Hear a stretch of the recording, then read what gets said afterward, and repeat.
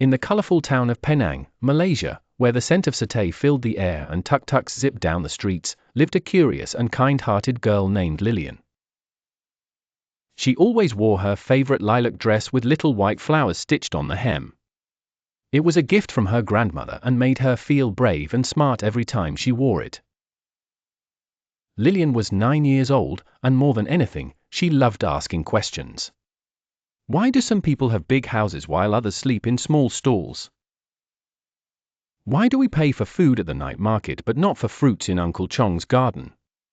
Why do Mama and Papa go to work every day if we already have rice at home? One sunny Saturday, while sipping LemonadeStand iced lime juice at the hawker stall, Lilian overheard a boy say, "I wish I could buy the new school bag, but it's too expensive." Lilian turned to her mother. "Why can't everyone afford what they need?" Her mother smiled gently. "That's a big question, Lilian. But I think you're ready to find the answer." That night, Mama told Lilian a story about supply and demand, work and wages, and how money is earned and used. Inspired, Lilian had a bright idea. "I want to start a lemonade stand," she beamed. "I'll sell drinks at the park and learn how money works." They decided to call it Lilian's Little Lemon Stand. She made a big sign in purple and yellow and painted cheerful lemons wearing sunglasses.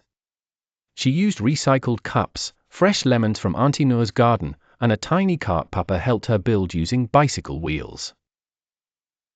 Every Saturday, Lilian rolled her stand to the park near the Penang Bridge.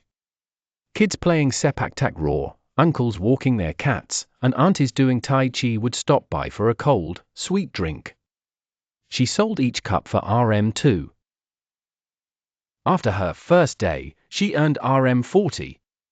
She was so excited. But Mama helped her break it down. RM10 went to buying more lemons and sugar.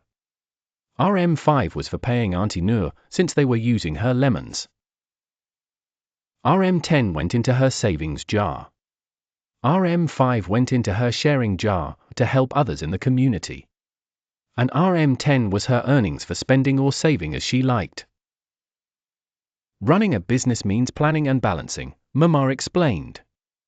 You must pay others fairly, save for the future, and always remember those in need. Soon, Lilian was learning more than just money. She met other vendors like Uncle Jamal, who sold nasi lemak and taught her about profits and food costs.